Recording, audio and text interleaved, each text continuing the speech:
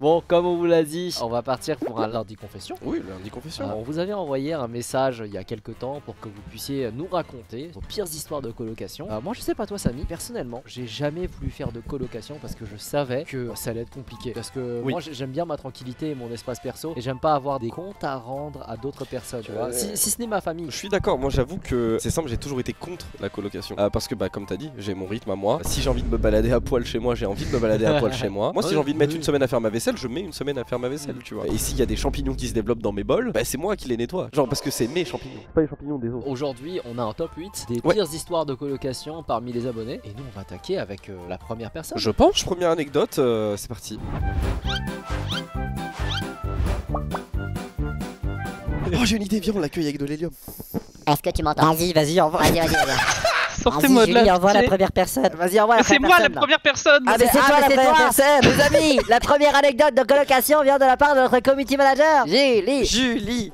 Vas-y, Julie, enchaîne. Du coup, on vient en 2020, donc j'étais en train de finir mes études. Ah, donc c'est récent. Voilà, c'est à peu près récent, ça fait 3 ans. Début 2020, je sais que je finis mes études. Du coup, je commence à me dire qu'il faut que je cherche un appart pour éviter d'avoir tout le monde qui cherche. Et donc, je me dis, je vais commencer à chercher début mars 2020. Vous vous en doutez, il y a eu un petit souci de type Covid. Oui, c'est ça, oui. Ce qui fait que je me suis retrouvée en avril avec énormément de gens qui recherchaient un appart en même temps. Forcément. Ah oui, ça fait du monde. Du coup, j'ai fini par devoir chercher des colocations, malgré le fait que je refusais ça parce que j'ai très peur de vivre avec des gens que je ne connais pas. Du coup, je finis par trouver une coloc où on m'accepte. C'est une coloc pour 3 personnes. Donc il y a moi, il y a une jeune fille qui était en première année d'études, donc à peine 18 ans, et le troisième, c'est un homme de 24-25 ans qui finissait son école de commerce. Le souci qu'on a commencé à avoir, c'est que déjà mes colocs, ils aimaient beaucoup mettre le son de leur PC sans avoir de casque. Oh, les casse-couilles. Quand t'arrives dans le salon, qui est aussi la pièce de vie et la cuisine, on entend tout. Est-ce qu'ils mettaient des séries ou des choses un petit peu olé olé ou des choses comme ça? Ouais, parce que ce serait quand même un petit peu chiant, quoi. C'est justement le truc un peu chiant. De temps en temps, ils mettaient des séries américaines, et les séries américaines, elles ont l'habitude d'avoir des scènes un peu olé olé. Oui, genre Game of Thrones et tout, quoi. Voilà. Du coup, de temps en temps, toi, t'allais te faire à manger et t'avais des sons vraiment bizarres. Exactement. Et en plus, on a remarqué avec ma coloc au bout d'un moment qu'il regardait pas forcément sa série quand on passait. C'est-à-dire qu'il commençait à nous mater. Oh mec, non. Le souci qu'il y avait en fait dans ce salon, c'est que vraiment le canapé était mis de sorte à ce que quand tu faisais ta cuisine ou que tu prenais un frigo, t'étais vraiment dos à la personne qui était sur le canapé. On est resté comme ça 4-5 mois, on est tenté de lui en parler un peu, il a nié tout en bloc, ce qui fait que nous ce qu'on faisait, c'est qu'on a commencé à arrêter d'aller se faire à manger dans la cuisine. Soit on préparait des trucs quand il était pas là, soit on commandait. Sa ligne de défense c'était vraiment d'être en mode non c'est pas vrai, alors qu'elles sont deux. C'est non, je regarde ma série. Lui il a fini par partir parce qu'il a fait un stage après à l'étranger, mais du coup voilà, ça s'est fini comme ça, on n'a jamais pu aller un peu plus loin à ce niveau là. Et l'autre c'est un connard de A à Z. Jamais. Non, plus jamais. Ok, non mais je peux comprendre que ça vaccine parce que je pense que c'est un peu la peur de pas mal de filles qui veulent faire des colos. Mais tu sais que genre, je crois que sur Le Bon Coin, si je me trompe pas, il y a des annonces. T'as des trucs louches. Oui, t'as des demandes grave cheloues en mode n'accepte dans cette colocation que des filles âgées de 20 à 25 ans. Tu ne payes pas le loyer si je peux te lécher les pieds. Je sais, j'en fais. Je suis dans pas mal de. La suite. Oui, la suite. Du coup, ouais. Je vous laisse, je vous envoie le prochain dans quelques secondes. Très bien, merci beaucoup Julie pour cette première anecdote. On va passer à la deuxième du coup. Salut Pierre.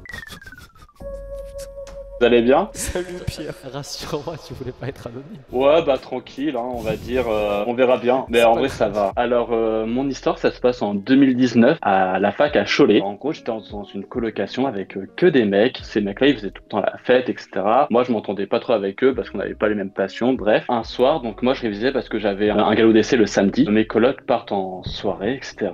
Je pars me coucher et là, vers 2-3 heures du matin, j'entends sonner à l'interphone. Et là, je vois un groupe de mecs avec une fille. Ils me disent tu connais mon colocataire? Je fais oui, je le connais, c'est mon coloc. Et ils me disent tu peux nous ouvrir. Donc là je lui dis bon, il est 2-3 heures du matin, ok, ils ont fait la fête, ça se trouve mon coloc a oublié un truc, je leur ouvre. Et là je vois que les mecs rentrent dans l'appartement et là ils montent les escaliers et ils toquent à une porte. C'était pas la porte du coloc concerné. Et là je fais ok, chelou, mais vu que j'étais hyper fatigué, tout bêtement je leur dis non, il habite pas là mon coloc, c'est cette chambre là. Et là j'ai fait vraiment le pire collabo qui soit possible. Donc ils font ok merci et ils se dirigent vers la la chambre de mon coloc. Et là, je fais putain, Pierre, c'est un truc chelou, enferme-toi dans ta chambre. Et là, j'entendais, et au début, ça toquait gentiment. Et après, ça a commencé à taper brusquement, à pousser des insultes. Et là, je suis, oh là là, ils vont défoncer la porte, j'ai trop peur, j'ai trop peur. À un moment donné, j'entends un bruit bizarre. Et ils partent en courant. Et là, je stresse, je sais pas ouvrir. Imagine, il y a quelqu'un qui sort ou un truc comme ça qui reste et tout. Le matin, je reviens vers la porte de mon coloc. Et là, en fait, il y avait une inscription sur la porte de mon coloc où c'était un grand warning. Attention, 1100 €, tu t'en souviens. Et vu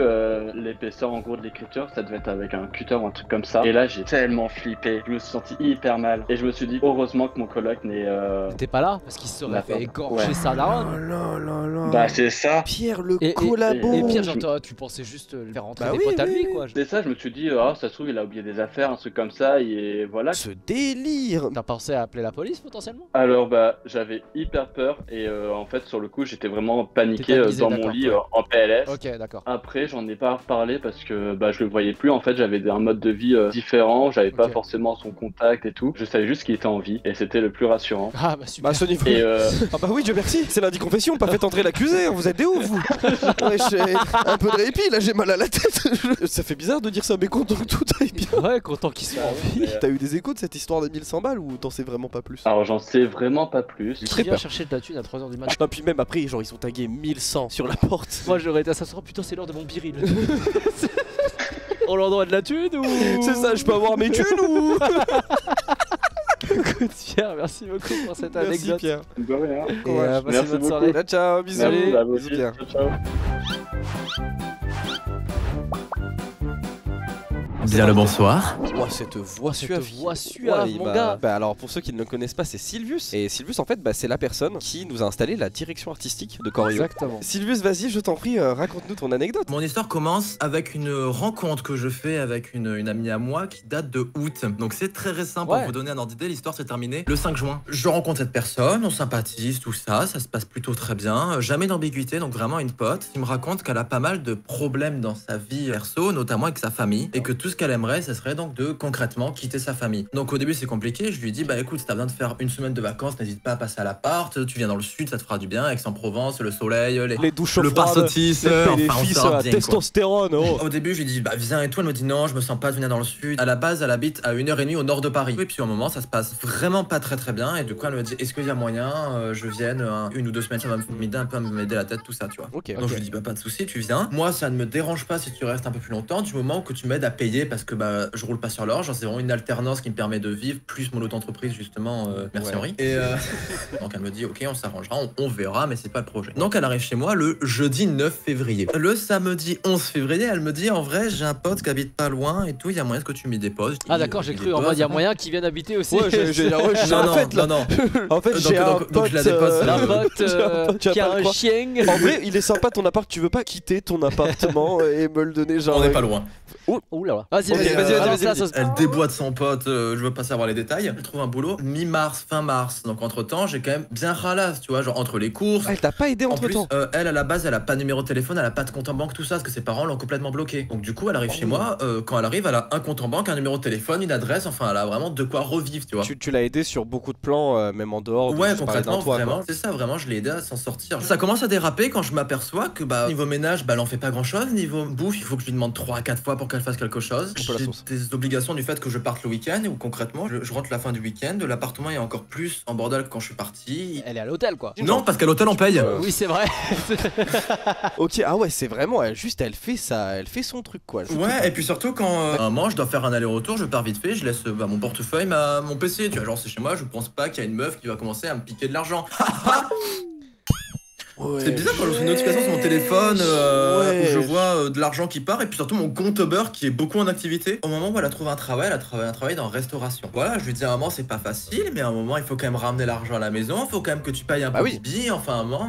Elle fait des horaires type des fois 17h, 2h du matin. Je lui dis c'est normal, c'est le principe de la restauration, tu seras payé un petit peu plus que c'est les horaires de nuit. Comment il lui a Mais renvoyé pas dans la gueule. Tu sais que je pouvais même plus être au téléphone avec mes potes parce qu'il y avait une. Je pouvais pas dire le mot parce que pour le coup c'était Ouais. insulte donc ça Ouais, passera pas. attention, ouais. Qui parlait très fort derrière moi, c'est vrai que je ne pouvais même plus, même moi, parler avec mes potes. On était à un stade où, quand j'avais des rendez-vous pro avec mon AE, il fallait que je lui dise ce soir-là, tu pars. Donc, vu qu'elle commence à travailler pendant un mois, je me dis, mais maintenant il faut que tu trouves un appart. C'est plus possible, je te veux plus chez moi. Là, moi j'ai les partiels qui arrivent bientôt, j'ai les projets annuels, je peux plus travailler dans ces conditions, il faut que tu trouves un appart. Elle a dit, ouais. Donc, elle commence à chercher un appart et tout. Donc, bon, Laisse-moi deviner, elle a pas trouvé. Elle a pas beaucoup trouvé au début, mais un jour elle en a trouvé un. Et attention, là c'est très drôle. Elle en trouve un et elle me dit ouais, j'ai signé mon bail, je récupère les clés le 1er juin. Je suis très content. Le 1er juin, je rentre chez moi le soir après un cours qui terminait à 20h. Je lui dis au passage, qu'est-ce que tu fous là? Tu récupères quand tes clés? Elle me dit tout sourire ah, je n'ai pas eu l'appartement. Et pourquoi? Je lui dis pourquoi donc? Elle me dit parce que la personne dans l'appartement a renouvelé son bail, du coup mon bail a été annulé. Et je lui dis d'accord, ça fait combien de temps que t'es au courant? Elle me dit ça fait 1 semaine et demie, pourquoi? Oh ouais, non mais ouais. Je suis en mode bah t'aurais pas pu me le dire avant. Elle me regarde droit dans les yeux, elle me dit c'est pas comme si c'était très ouvert la discussion depuis ces derniers jours. Ouais, non, genre c'est de ma faute si elle me l'a pas dit, tu vois. Donc le lendemain je suis énervé, je vais à mon école, j'en parle avec des gens de mon école qui me disent donne-moi ton téléphone. Donc concrètement le vendredi elle s'est faite complètement têche de chez WAM. Parce que t'as un pote qui t'a aidé? Ouais, vraiment j'ai dit j'en peux plus, j'en peux plus de ce qui se passe et moi j'arriverai pas à faire ça. Et en fait du coup j'ai une pote qui a pris mon téléphone qui m'a dit maintenant c'est ciao. Et en fait elle m'a bloqué de l'entièreté des réseaux. Du coup je n'ai aucune de ses nouvelles. Mais tout ce que je sais c'est qu'elle n'a pas encore appelé sa banque ni son forfait téléphonique pour dire j'ai changé d'adresse. Ce qui fait que je reçois encore lundi son courrier. Content un peu que tu sois aussi sorti de cet épisode qui devait être super compliqué mentalement pour toi. Et puis il y a un moment où en fait évidemment t'as juste voulu aider une amie, donc forcément c'est toujours très complexe. Au bout d'un moment j'ai envie de te dire, moi j'aurais changé la série. Ouais mais je peux comprendre, mais c'est quand même dur parce que même c'est pareil, tu sais pas de quoi est capable la personne en face, tu vois. Genre admettons que si elle décide de full péter un câble, de rester devant chez toi, enfin tu vois, tu sais, il y a plein de crasses possibles et inimaginables. Bah écoute, en vrai Sylvius, bah déjà merci beaucoup d'avoir raconté ton anecdote, parce que vraiment on est passé par tellement d'émotions, j'ai mal à la tête. Et bonne chance au live, bon live à vous et puis amusez-vous bien. Merci Sylvius.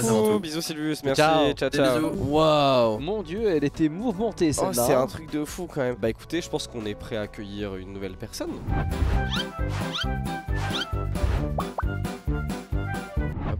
Hello. Salut. Salut. Vous avez tous des super photos de profil depuis tout à l'heure.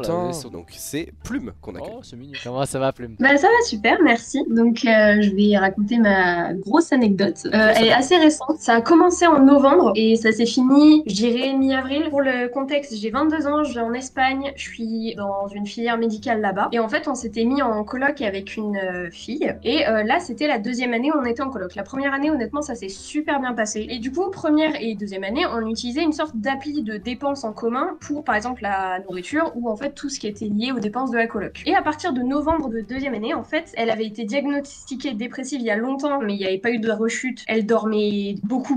Nos rythmes, du coup, ils s'inversaient de ouf. Genre moi, par exemple, bah, je faisais du 9h, 23h. Et elle, en fait, elle faisait du 5h, 15h. Okay, enfin, oui, plutôt du vraiment, 15h, 5h. Mais voilà, c'est ça. Donc croisez en fait, on se quasiment voyait exactement. En plus de ça, t'as pas d'énergie, bah, au niveau rangement, ni cuisine, ça allait pas. Et généralement, du coup, c'est moi qui cuisinais parce que comme on partageait la bouffe, etc. Voilà. Mais à partir de février, en fait, moi, le budget bouffe, il commençait à vraiment trop grossir parce que, bah, du coup, elle prenait que des plats qui étaient déjà cuisinés ou quoi que ce soit. Je lui ai dit, bah, est-ce que ça te dérange si on cut le frigo, etc. Déjà, le truc que j'ai remarqué, c'est que ça a diminué de genre 30% mes dépenses de nourriture. Évidemment, elle n'allait plus en cours à ce moment-là. Et elle commence à se rapprocher d'un ami qu'on a en commun, etc. Et je sais que les deux, ils ont déjà fumé de la bœuf, etc. Donc, généralement, quand ils voulaient fumer, bah, ils le faisaient dans la cuisine parce que moi, je leur disais d'aller en la cuisine. Jusqu'à ce qu'il y ait un moment où je rentre des cours et je les trouve les deux dans le salon en train de fumer et complètement def. Évidemment, ça servait à rien que je leur parle à ce moment-là et le lendemain, bah, j'essaie de leur parler, etc. Et honnêtement, ils prennent pas du tout la situation comme j'aurais espéré en s'excusant. C'est-à-dire qu'ils commencent en fait à me rejeter la faute dessus en mode